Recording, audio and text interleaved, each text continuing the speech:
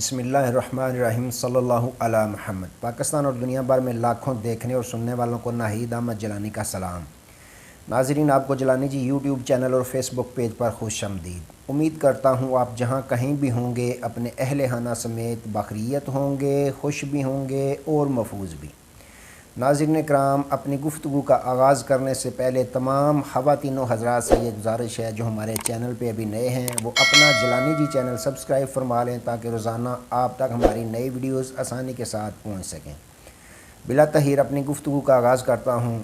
ناظرین کرام، رات گئے بڑا آپریشن، الوداع قاضی فائز عیسیٰ، اس پہ بات کرنی ہے۔ اور چیف جسٹس بندیال اور ان کے ساتھی ججز نے تاریخ رقم کر دی، اس پہ بات کرنی ہے۔ اور صدر مملکت عارف علوی صاحب نے اپنا ڈنڈا چلا دیا، اس پہ بات کرنی ہے۔ ناظرین اکرام، کہتے ہیں کہ ایک طیارہ گر کر تباہ ہو گیا اور اس میں تمام سوار جو تھے وہ جاں بحق ہو گئے ما سوائے ایک بندر کے۔ اب پورے طیارے میں صرف بچا تو ایک بندر بچا۔ تو جو تحقیقاتی ادارہ تھا انہوں نے بلیک بکس میں دیکھا، تحقیقات کی اس پہ، لیکن انہیں کچھ خاص وجوہات کی سمجھ نہ آئی کہ طیارہ گر کر تباہ کیسے ہوا۔ پھر انہوں نے ایک اور کوشش کی، آخری کوشش، کہ بندر کو سکھایا جائے، اشارے کی زبان سکھائی جائے کہ اشاروں میں اس کو ٹرین کیا جائے، کہ اس سے پھر پوچھا جائے اشاروں میں کہ کیا وجوہات بنی کہ جہاز جو تھا وہ تباہ ہو گیا۔ انہوں نے جب کوشش کی، 1 ماہ کی کوشش میں وہ اتنے کامیاب ہو گئے کہ بندر جو ہے وہ اشارے سمجھنا شروع ہو گیا اور اشارے کرنا شروع ہو گیا۔ اب اس تحقیقاتی ادارے نے پوچھا جب وہ ٹرین ہو گیا کہ جب جہاز گر کر تباہ ہوا تو سب سے پہلے یہ بتاؤ کہ مسافر کیا کر رہے تھے اس وقت۔ تو اس بندر نے کہا کچھ اخبارات پڑھ رہے تھے، کچھ ٹی وی دیکھ رہے تھے اور کچھ اپنی باتوں میں مگن تھے۔ ان کو حوصلہ ہوا تحقیقاتی ادارے کو، اور امید جو تھی ان کی بڑھ گئی کہ اب ہمیں وجوہات کا علم ہو جائے گا۔ انہوں نے دوسرا سوال کیا کہ ایئر ہوسٹس کیا کر رہی تھیں؟ تو بندر نے جواب دیا کہ وہ تو میک اپ کر رہی تھیں۔ اس پہ ان کو مسکراہٹ آئی، ہنسی آئی، اور بھی امید بڑھ گئی کہ اشارے ٹھیک جو ہیں صحیح طرف وہ کر رہا ہے، حقیقت بیان کر رہا ہے۔ پھر پوچھا کہ جو پائلٹ تھے وہ کیا کر رہے تھے؟ تو اس بندر نے جواب دیا کہ پائلٹ جو تھے جہاز کے وہ تو سوئے ہوئے تھے۔ جب انہوں نے یہ سنا تو بہت زیادہ حیرانگی ہوئی کہ یہ پائلٹ سوئے ہوئے تھے۔ پھر انہوں نے پوچھا تو جہاز جو تھا وہ کون چلا رہا تھا؟ تو اس نے اینک اٹھائی ٹیبل سے، اینک اپنی پہنی اور بڑے فخریہ انداز میں ٹانگ پہ ٹانگ رکھ کے اس نے اشارہ کیا کہ جہاز تو میں چلا رہا تھا۔ تو ناظرین اکرام، موجودہ جو ملکی حالات ہیں، موجودہ صورتحال کے پیش نظر میاں شہباز شریف صاحب نے گزشتہ دن ایک تقریر کی، اس میں انہوں نے کہا کہ جو منافع خور ہیں مہنگائی کے ذمہ دار وہ ہیں، کچھ مافیا ہیں جو ملک پاکستان کو پیچھے دھکیلنے کی کوشش کر رہے ہیں۔ تو میرا معصومانہ سوال ہے جناب وزیر اعظم شہباز شریف صاحب سے کہ اگر یہ مافیا ملک کو پیچھے دھکیلنے کی کوشش کر رہے ہیں تو مہنگائی کے ذمہ دار جو ہیں منافع خور ہیں، تو ملک کے وزیر اعظم آپ ہیں، اور اگر آپ سو رہے ہیں تو ملک پاکستان کو کون چلا رہا ہے؟ اس کے جواب کا میں منتظر ہوں گا۔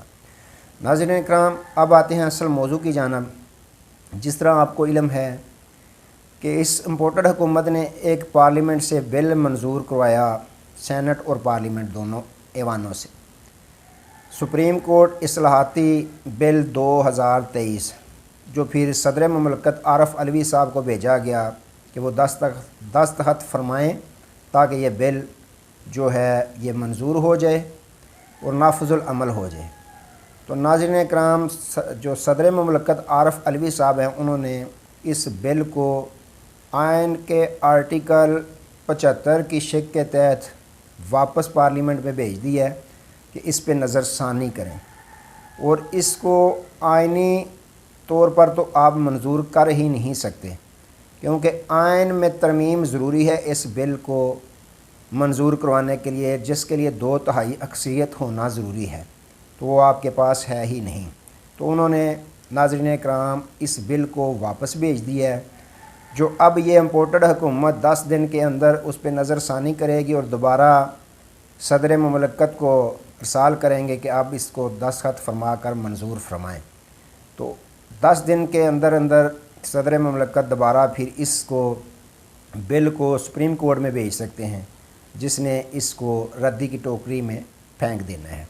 تو ناظرین اکرام، جب یہ معاملہ ہوا تو میاں شہباز شریف صاحب بہت رنجیدہ ہو گئے اور بہت غصہ بھی آیا انہیں صدر مملکت عارف علوی صاحب پہ۔ انہوں نے باقاعدہ کہا کہ صدر مملکت کے اس کام سے بہت دلی دکھ ہوا۔ صدر مملکت نے اپنے اس کام سے یہ بتایا کہ وہ پاکستان کے صدر نہیں بلکہ پاکستان تحریک انصاف کے کارکن ہیں۔ تو ناظرین اکرام، جو بھی صدر ہوتا ہے وہ پہلے پارٹی کا کارکن ہی ہوتا ہے، تو تبھی اس کو صدر مملکت لگایا جاتا ہے۔ جس طرح انہوں نے صدر رفیق تارڑ صاحب کو، جو جب جج تھے تب بھی ان کے کام ہی کرتے تھے، تو ان کے کارکن تھے، اسی وجہ سے ان کو صدارت کے منصب پہ فائز کیا گیا۔ تو یہ تو ہوتا ہے کہ پارٹی کا کارکن ہی صدر بنتا ہے، نہ کہ آزاد تو کوئی پاکستان میں اس طرح کا غیر سیاسی بندہ تو صدر بن ہی نہیں سکتا، اپروچ ہوتی ہے۔ تو ناظرین اکرام، وزیر اعظم شہباز شریف صاحب بہت خفا ہیں۔ ناظرین اکرام، جو الیکشن التوا کیس چل رہا تھا، جس کا فیصلہ سپریم کورٹ کے 3 رکنی بینچ نے دیا، جب یہ کیس چل رہا تھا تب سے ہی نوٹ آنا شروع ہو گئے تھے۔ اب اللہ جانتا ہے کہ وہ نوٹوں کے بدلے نوٹ چل رہے ہیں یا ان کے ضمیر جاگ رہے ہیں۔ جیسا کہ پہلا اختلافی نوٹ جو تھا قاضی فائز عیسیٰ صاحب نے لکھا اور بینچ سے علیحدہ ہو گئے، اسی طرح اور بھی ان کے ساتھی، آپ کو سارا علم ہے، مندوہیل صاحب، عطر من اللہ، امین الدین وغیرہ وغیرہ۔ تو پھر کیا ہوا کہ جسٹس جو قاضی فائز عیسیٰ صاحب ہیں، انہوں نے ایک کیس میں فیصلہ دیا، 20 نمبروں کا کیس تھا، 20 نمبر دینے چاہیے حافظ قرآن کو یا نہیں۔ اس کے متعلق تو فیصلہ دیا نہ، البتہ اتنا فیصلہ ضرور دیا کہ 184(3) کے تحت جو از حد نوٹس ہوتے ہیں، ان کے تمام کیس جو ہیں وہ پارلیمنٹ میں جو بل منظور ہوا ہے اس کے بعد ان کو ملتوی کر دیا جاتا ہے، ان کو ختم کر دیا جاتا ہے۔ یہ انہوں نے فیصلہ دے دیا۔ جس کے بعد پھر کیا ہوا کہ 6 رکنی بینچ جس کی سربراہی جسٹس اعجاز الاحسن صاحب کر رہے تھے، انہوں نے قاضی فائز عیسیٰ صاحب کا جو فیصلہ تھا اس کو اڑا کے رکھ دیا۔ اب جب انہوں نے، اس بینچ نے قاضی فائز عیسیٰ صاحب کا جو فیصلہ تھا اس کو اڑا کے رکھ دیا، اس کے بعد ایک اور نوٹ آیا جو جسٹس عطر من اللہ صاحب کا تھا، جو بہت ہی لمبا 25 صفحات پر مشتمل تھا۔ تو ناظرین کرام، ہوتا یہ ہے کہ یہ جو نوٹ ہوتا ہے یہ سپریم کورٹ آف پاکستان کی ویب سائٹ پہ ڈالا جاتا ہے، پوری دنیا اسے پڑھ سکتی ہے۔ تو اس کے بعد جب یہ 6 رکنی بینچ نے ان کے فیصلے کو اڑا کے رکھ دیا، اب کل انہوں نے ایک اور نوٹ لکھا ہے۔ میں نے پہلے کہا پتہ نہیں نوٹوں کے بدلے نوٹ چل رہے ہیں، لکھ رہے ہیں یا کیا، اور اس میں بڑی پھرتیاں دکھائی گئیں کہ اردو ترجمے کے ساتھ انگلش اور اردو دونوں میں لکھ کر اس کو سپریم کورٹ آف پاکستان کی ویب سائٹ پہ ڈال دیا گیا۔